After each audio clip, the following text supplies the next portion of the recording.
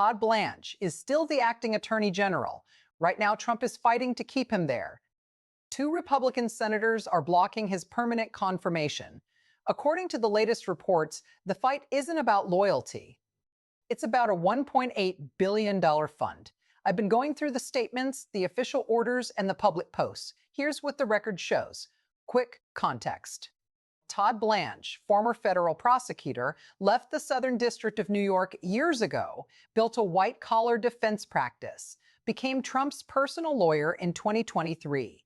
He led the defense in the 2024 New York hush money trial.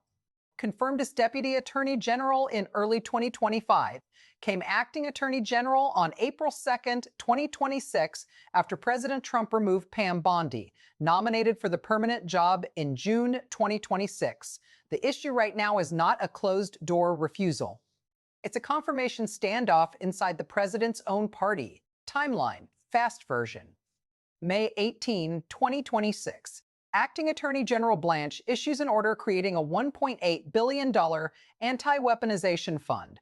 Critics immediately call it a potential payout vehicle for political allies and some January 6 defendants.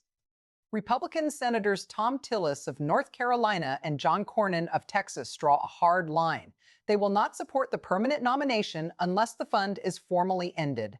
July, the standoff hardens. Trump publicly criticizes both senators. Late July, Trump says he may temporarily withdraw the nomination and renominate Blanche after the two senators leave office. August 1, 2026, Blanche rescinds the fund.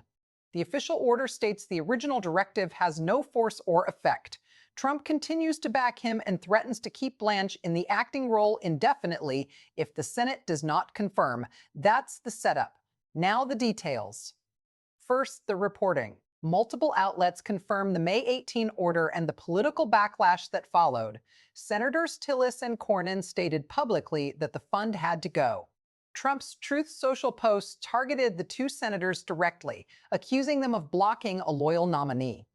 On August 1st, Reuters and others reported Trump's threat to keep Blanche as acting attorney general and to revive the anti-weaponization concepts through legislation if necessary. Then came the rescission. Blanche's office issued the formal cancellation. Republican allies, including House Judiciary figures, praised the move as clearing the path. What it means, this was not a quiet internal disagreement. It became a public intra-party confrontation with the acting attorney general caught in the middle of a Senate hold. But here's what stands out. Trump has not turned on Blanche. The opposite is true. Every public statement from the president has defended him. Trump has called him a star, threatened procedural workarounds, and made clear he wants Blanche to stay. The other side has a clear argument. Critics, including Democratic senators and outside legal groups, say Blanche has continued to act more like the president's personal lawyer than the nation's chief law enforcement officer. They point to the handling of Epstein-related files, certain settlements involving Trump family interests, and the creation of the fund itself as evidence that loyalty to the president has outweighed institutional norms. During confirmation hearings, Blanche faced repeated questions about whether he could separate the two roles. His answers emphasized that he would resign rather than take an illegal order, but skeptics remain unconvinced. Trump's defenders answer simply. The president won the election. He gets to choose his attorney general. Elections have consequences. Every administration sets enforcement priorities. They argue the fund was an attempt to address what they call past weaponization of the Justice Department, and that Blanche's decision to rescind it shows he can adjust when political reality requires it. Both things can be true at once. Blanche remains Trump's choice. Two Republican senators used their leverage to force a concrete change. The fund is now formally gone. The confirmation fight is not. Fallout inside the party is visible. Some House Republicans have praised Blanche's leadership.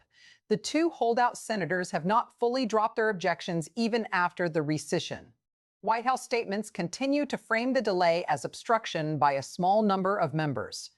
Career Justice Department officials are watching the process closely because the acting role has already lasted months and could stretch further. Here's the practical question almost no one is answering cleanly. How long can an acting attorney general remain in place while a permanent nomination sits unresolved? Current law imposes limits, but the administration has signaled it will test those boundaries if necessary. Trump has already said he is prepared to keep Blanche in the acting chair. Blanche himself has issued limited public comments. He has focused on the rescission order and on the department's ongoing work. No dramatic refusal. No public break with the president. The record shows continued alignment. What comes next is already on the calendar. The Senate Judiciary Committee still has the nomination. Any vote depends on whether Tillis and Cornyn are satisfied that the fund is truly dead and that related issues are resolved. Trump has left open the option of withdrawing the name temporarily and refiling it later. That would reset the clock, but keep Blanche in place as acting Attorney General. This is not a story of the president turning on his former lawyer. It is a story of a president defending that lawyer against members of his own party while the nominee makes a high-profile concession to remove the main obstacle. The documents, the posts, and the official orders are all public. The fund existed. It was rescinded. The senators are still holding. Trump is still pushing. That's where the situation stands as of early August 2026. Blanche remains acting Attorney General. The confirmation fight continues. And the relationship between the president and his nominee has not broken. It has been tested by his own party instead.